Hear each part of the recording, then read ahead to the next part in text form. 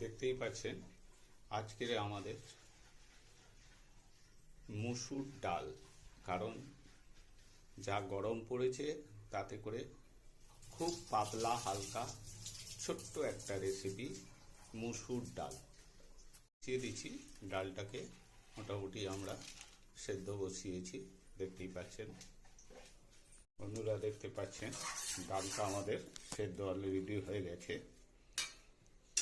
এবারে ওপর থেকে একটু উষ্ণ গরম জল দিয়ে দেওয়া হচ্ছে, দেখতেই পাচ্ছেন।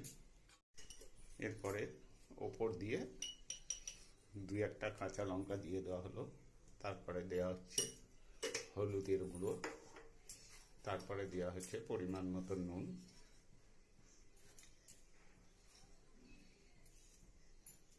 পরে দেখতে পাচ্ছেন বন্ধুরা আমরা কড়াতে তেল দিয়ে দিচ্ছি।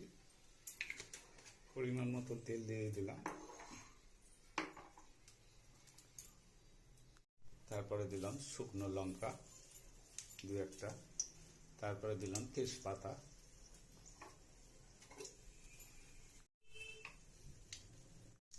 পরিমাণ মতো পাঁচফোড়ন।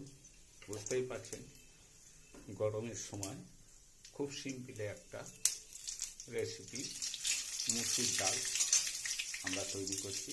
তারপরে কেটে রাখা রসুনগুলো আমরা দিয়ে দিলাম, ধীরে ধীরে করে কেটে রেখেছিলাম। তারপরে দেবো,